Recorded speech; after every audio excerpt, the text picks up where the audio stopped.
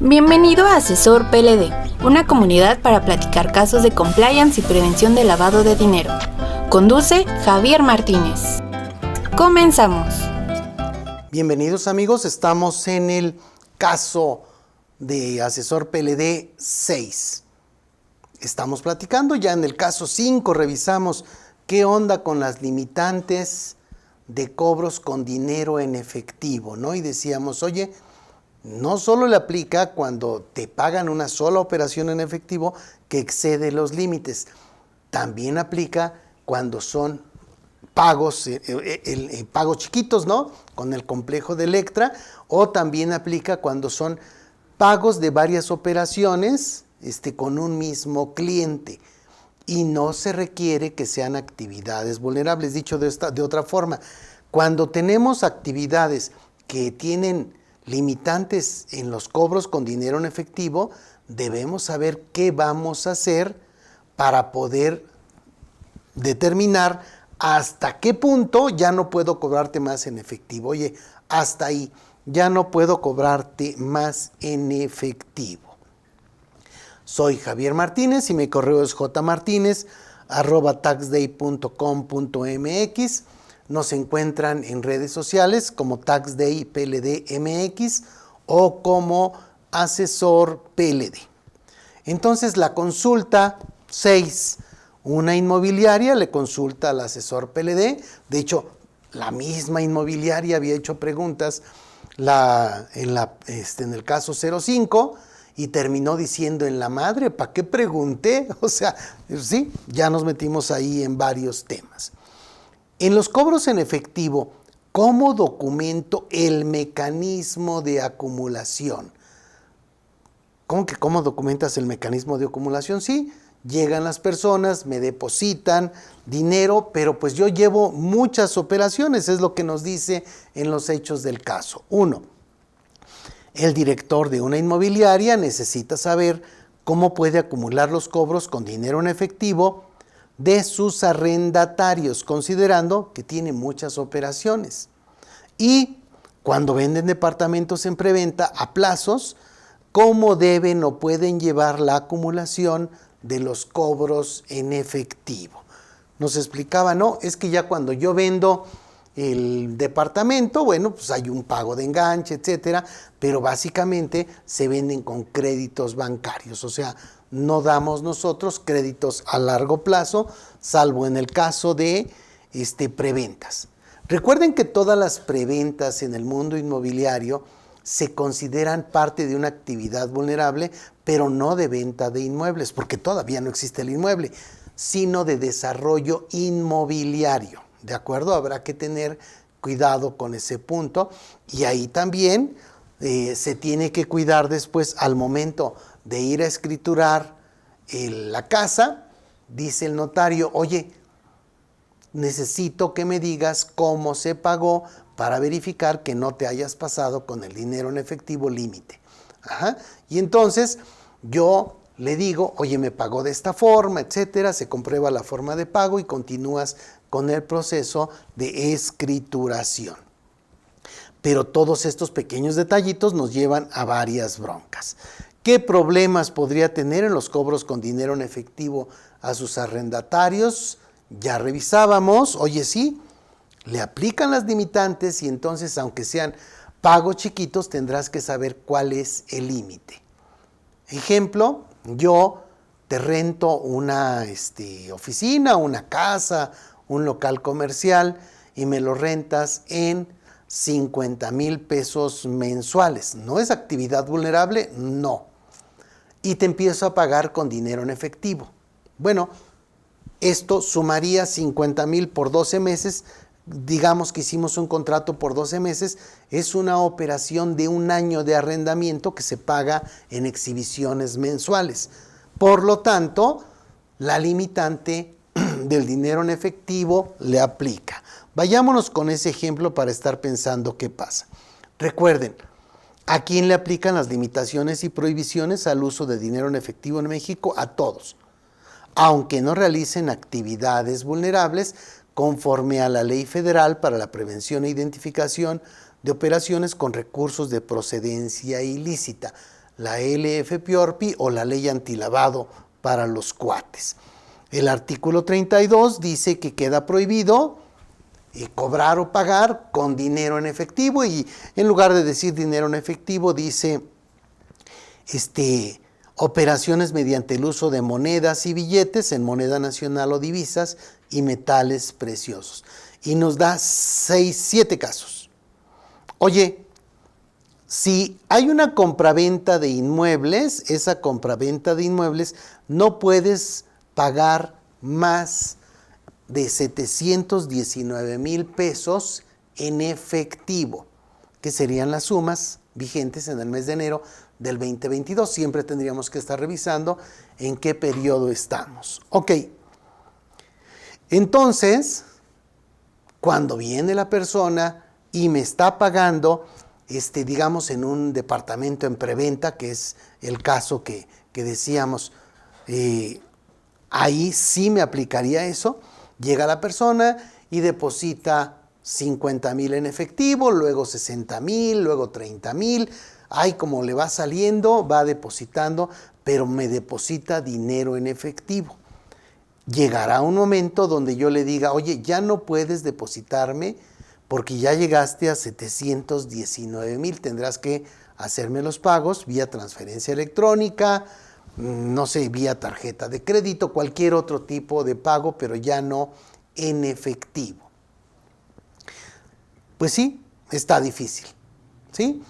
Puede ser que muy difícil. Hay muchas personas que no necesariamente tienen una cuenta de cheques. Entonces, oye, pero no hay problema porque los inmuebles que le estoy vendiendo valen 600,000. Le vendí 2 de 600,000. Ok, ya caemos en otro supuesto que también está dentro de este artículo 32, en el de la LFPORPI, con los artículos del reglamento que le aplican. O sea, volvamos a pensar en el mismo. Tenemos entonces un caso de un departamento que vale 1,000,000 de pesos o 2 departamentos que valen 600 cada uno. La limitante para hacer actividad vulnerable es de 719,201, por lo que el departamento de 1,000,000 sí es actividad vulnerable, pero los de 600,000 no es actividad vulnerable. Pero para efectos del dinero en efectivo, decimos, oye, dice el artículo 42, cuando haya pagos en efectivo, deberán ser observados los términos establecidos en la ley cuando, primero, el pago sea en una o más exhibiciones, o segundo, se pague un conjunto de actos.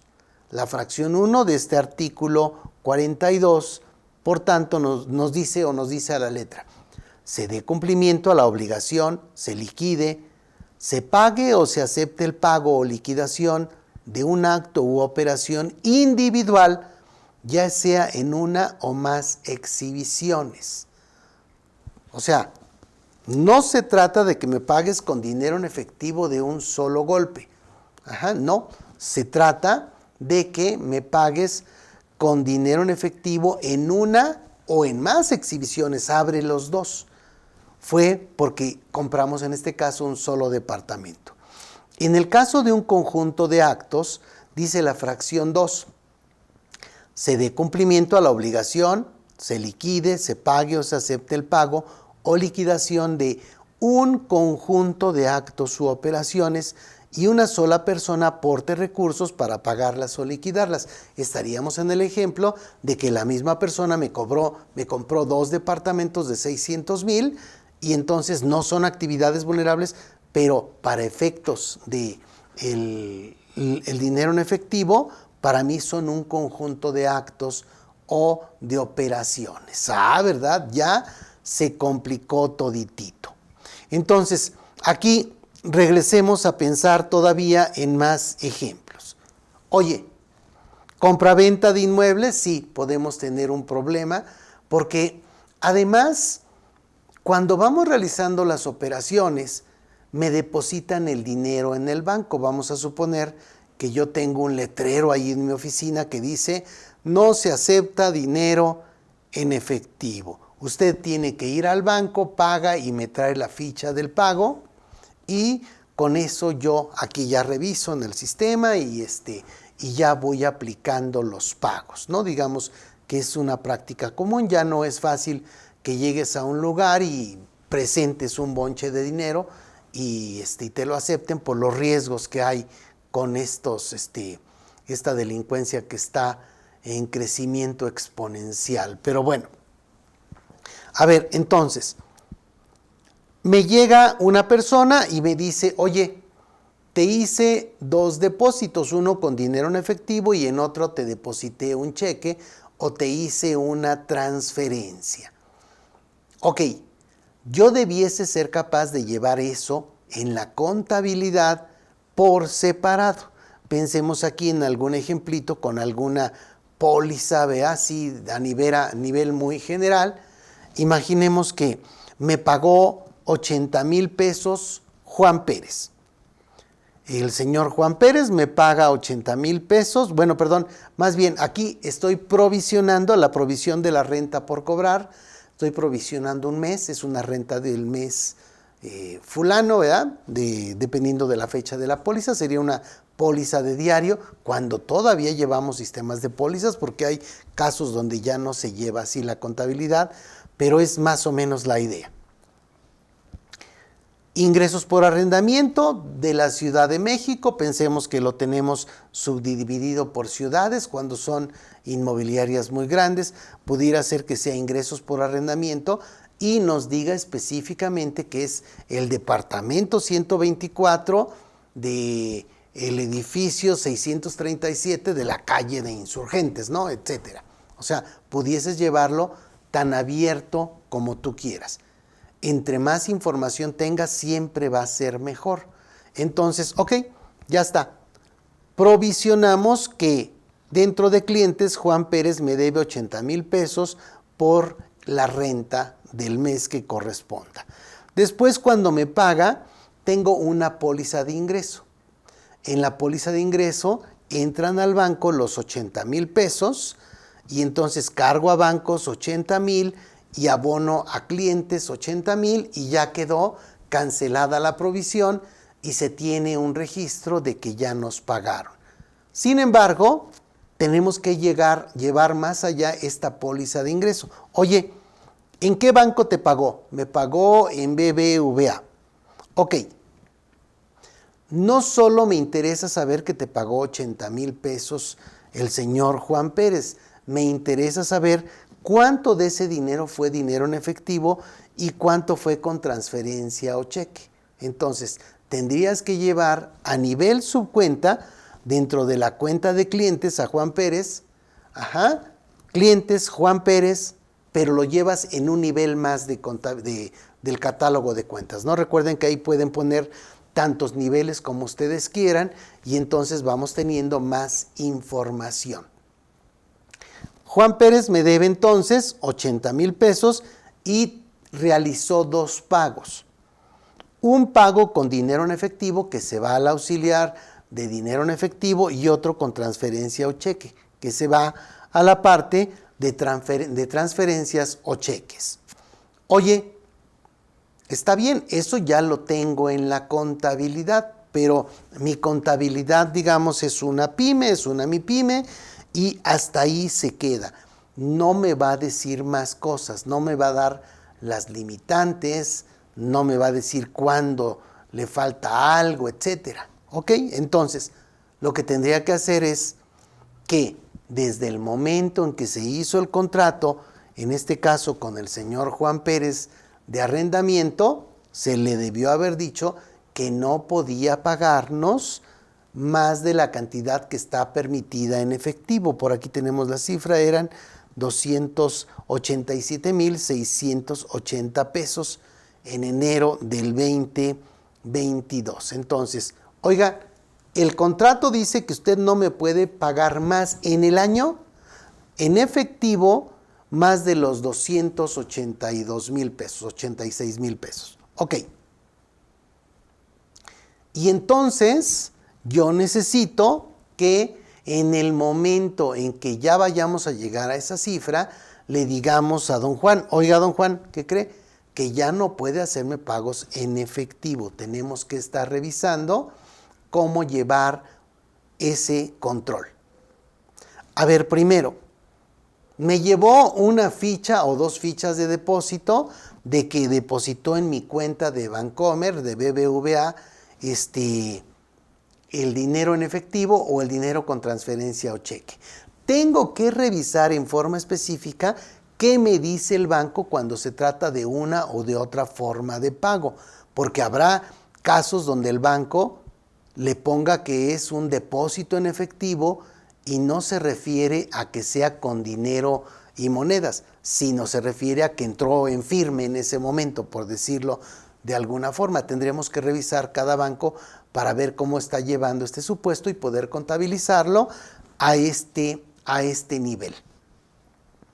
Ok, entonces, si yo ya tengo esta cuenta de clientes, tendré que estar revisando en cada uno de mis clientes cómo vamos a llevar este control para que no se pase del importe que se tiene que hacer. Cada sistema contable, cada sistema de información puede tener más o menos información, pero pensemos en lo más sencillo, en algo que simplemente le metemos las pólizas, tenemos cuentas y subcuentas, y entonces tendría que llevar algo por fuera. Tengo el auxiliar de Juan Pérez donde me dice que me ha pagado 50,000 en efectivo, reviso cuánto ha pagado en efectivo dentro del auxiliar de la contabilidad, y ahí tendría que estar cuidando a mano, por decirlo de alguna forma, cada uno de estos importes. Cuando yo reviso en las reglas de carácter general, valdrá la pena echarle una ojeada a este punto. En las reglas de carácter general, en el artículo 19, para los que tienen este libro, el libro de Para poder cumplir la ley antilavado de dinero, está en la página 178, dice: mecanismo para acumular operaciones por periodos de 6 meses. Básicamente me dice que yo debo establecer en mi manual de prevención de lavado de dinero cómo llevo este mecanismo para acumular las operaciones en los periodos de 6 meses. Oye, ¿y te dice en algún lado cómo debieras llevar el mecanismo para las operaciones con dinero en efectivo? No. O sea, eso tendremos que estarlo haciendo independientemente de que este supuesto, de que no sea una obligación formal por una regla específica, sino para que no caiga en el mal supuesto en el que tengo que caer en una multa por haber cobrado más dinero en efectivo del que podría cobrar.